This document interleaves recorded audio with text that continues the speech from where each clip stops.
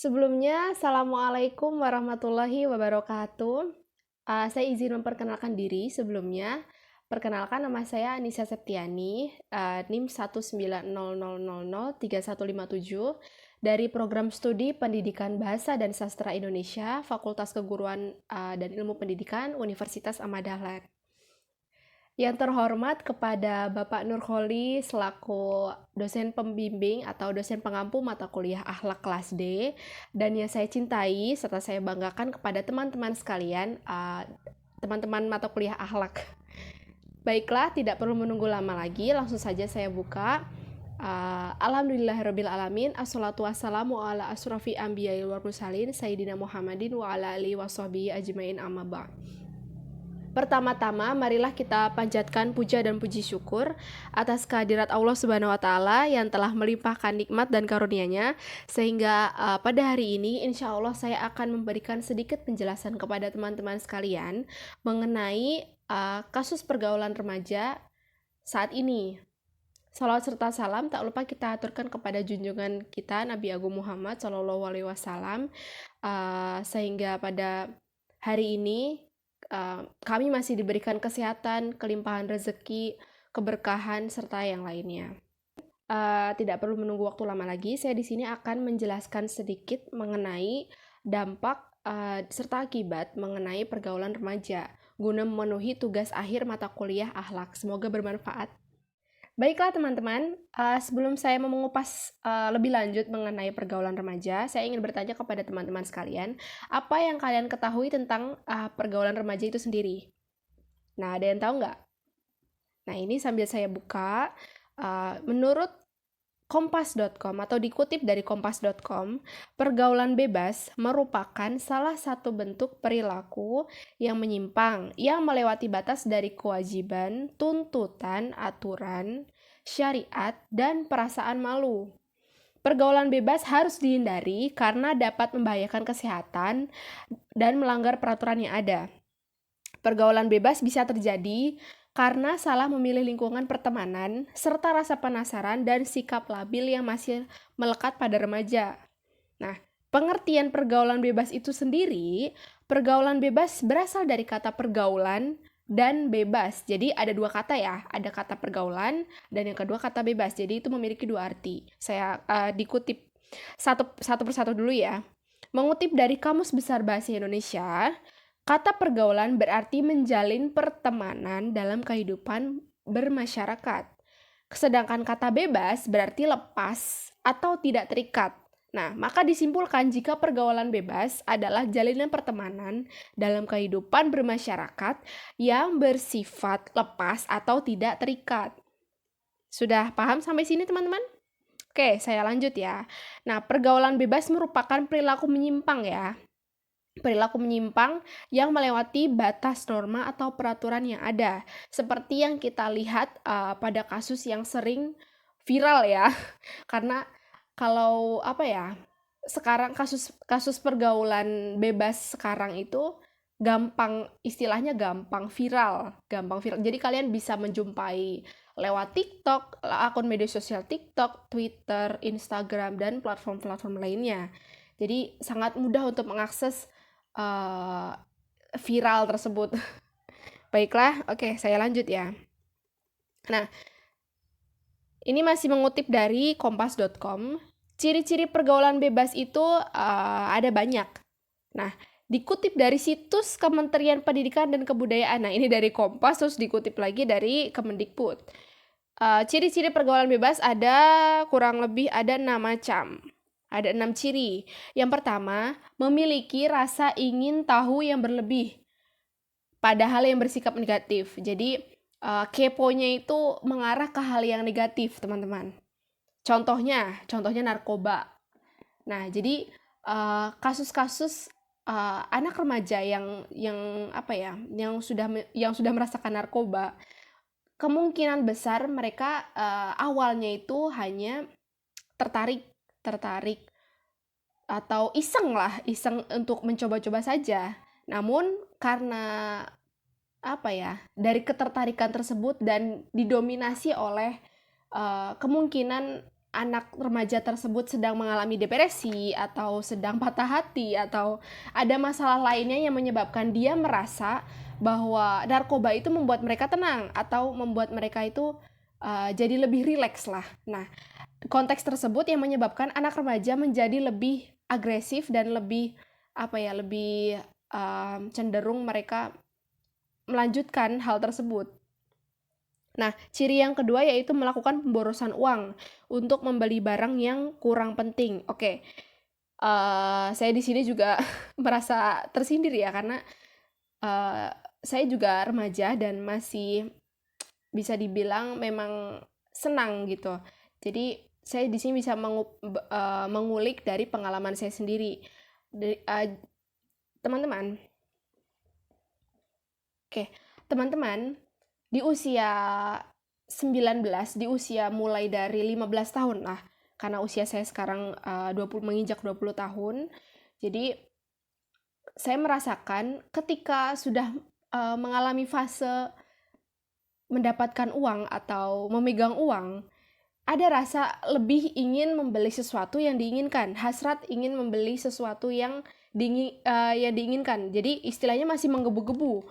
Jadi ketika mendapatkan uang, meskipun itu hanya 50.000 atau 100.000 atau 200.000, entah berapapun itu, ada hasrat pengen beli. Jadi keinginan bukan kebutuhan.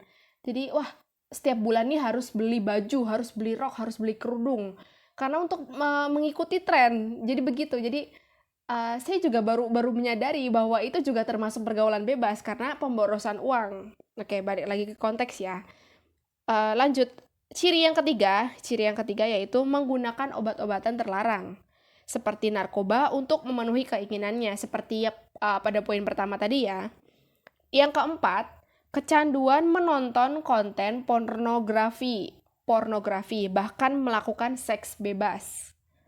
Yang kelima, mengonsumsi alkohol atau minuman keras. Jadi mungkin sama seperti yang nomor 1 dan nomor 3. Oke, dan yang terakhir, mudah mengalami kegelisahan, tidak sabar, emosional, dan selalu ingin melawan atau rasa malas. Istilah pergaulan bebas ini diadaptasi dari budaya barat, teman-teman, di mana orang bebas untuk melakukan hal-hal di atas tanpa rasa takut dan menyalahi norma-norma yang ada. Jadi budaya mereka masuk ke budaya kita yang tidak disetujui. Contoh pergaulan remaja yang paling sering kita jumpai ya teman-teman, yaitu seks bebas. Nah, seks bebas ini adalah tindakan melakukan hubungan seks antara individu dengan individu yang lain, yang tidak terikat dalam hubungan pernikahan. Jadi, seks ini itu ada beberapa macam ya. Jadi ada yang memang seksnya itu dengan laki-laki dengan perempuan, lalu gay, ada lesbian semacamnya, yang memang kategorinya itu masih bisa dibilang seks juga, seks bebas ya. Oke. Seks bebas juga dapat dilakukan oleh siapa saja, di mana saja, dan kapan saja. Seks bebas disebut juga pranikah karena dilakukan di luar pernikahan. Dan seks bebas adalah salah satu penyimpangan sosial yang populer di kalangan masyarakat. Nah, banyak sekali ya teman-teman kasusnya. Nah, lalu apa sih yang menyebabkan pergaulan remaja itu bisa terjadi? Ada yang tahu nggak sih teman-teman? Dampak atau hal-hal yang menyebabkan pergaulan remaja itu dapat terjadi akan saya kupas satu persatu. Yang pertama yaitu nilai agama yang kurang. Oke, nilai agama yang kurang. Di sini dalam arti bukan hanya nilai agama ya. Jadi bisa dibilang mungkin jarang sholat, jarang melakukan ibadah, jarang mendekatkan diri kepada Tuhan, jarang mendekatkan bahkan ke orang tua sendiri pun kalau tidak terbuka, itu otomatis akan memengaruhi terhadap diri sendiri. Jadi merasa ada yang ditutup-tutupi gitu. Lalu alasan yang kedua, merasa bukan anak gaul. Jadi mungkin tergolong anaknya itu introvert atau anaknya itu pendiam. Jadi dia ingin apa ya, bisa dikategorikan dia ingin menjadi seperti anak gaul. Jadi bisa jadi mereka melakukan hal itu dengan alasan mereka bukan anak gaul. Dan yang ketiga, pergaulan yang tidak benar. Mengapa hal ini bisa terjadi? Banyak. Pergaulan yang tidak benar disebabkan oleh faktor lingkungan juga ya, pergaulannya. Karena memang lingkungan itu mempengaruhi pergaulan kita. Bagaimana sikap kita di masyarakat dan bagaimana dampaknya dari pergaulan kita tersebut. Yang keempat, faktor ekonomi. Yang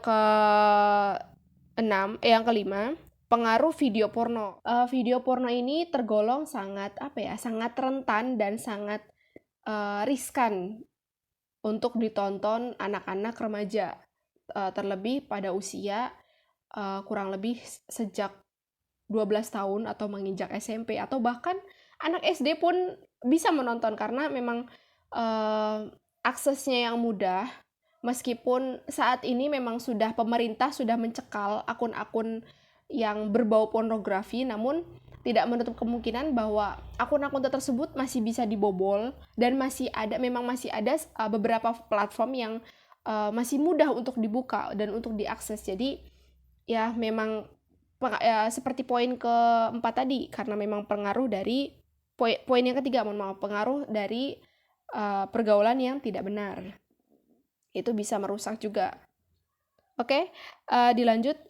Yang keenam, keinginan untuk mencoba-coba. Nah, keinginan untuk mencoba-coba ini terjadi atas dasar ketika anak-anak menonton video porno tersebut. Nah, setelah menonton atau menyaksikan langsung mungkin ya, itu mereka ada rasa atau ada hawa nafsu ingin mencoba, ingin berkeinginan untuk mencoba, kayaknya ini enak deh gitu. Jadi apa ya iseng, namanya anak-anak kan, anak-anak apa aja itu dicoba. Jadi apa yang mereka mungkin ya pemikirannya yang belum matang dan belum rasional, jadi dalam pikirannya ini benar ini, jadi mereka belum bisa membedakan antara yang benar dan yang salah.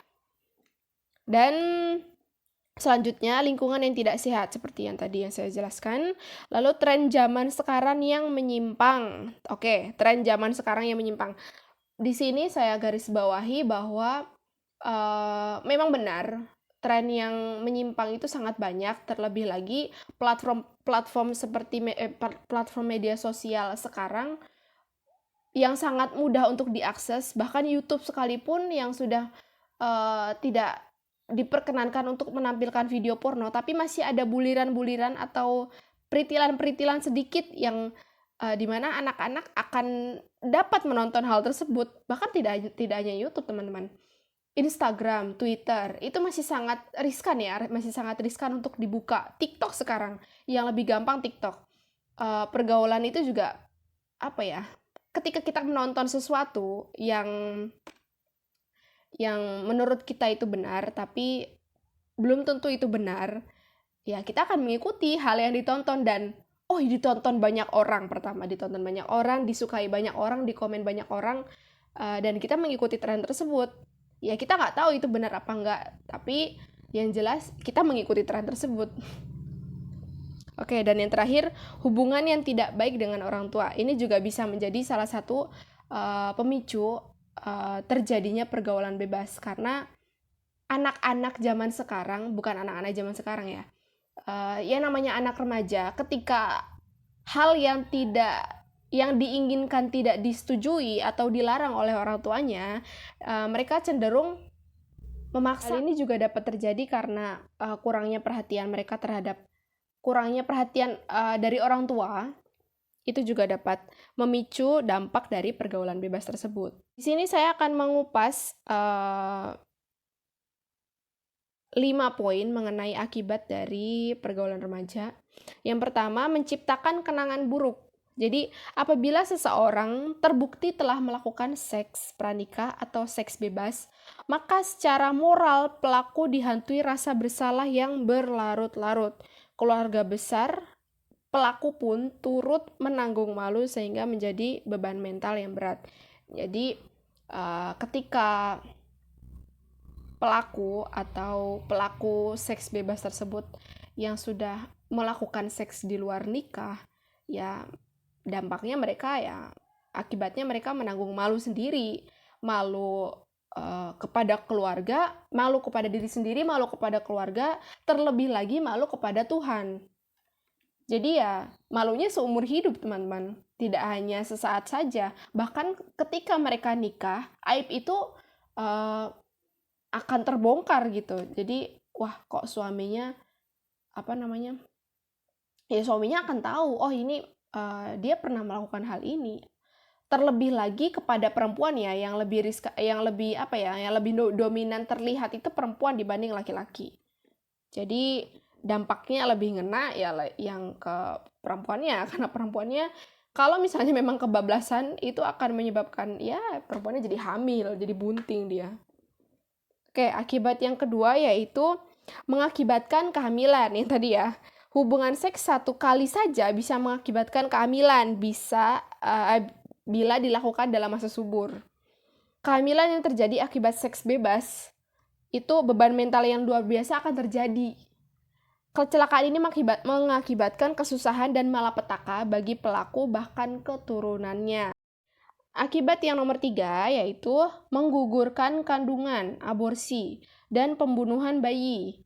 Jadi saking stresnya si ibu atau si ayah yang tidak mau mengakui anaknya bisa-bisa dibunuh anaknya atau dibuang atau dikemanakan karena tidak ingin anak tersebut jadi malapetaka bagi dirinya sendiri dan keluarga.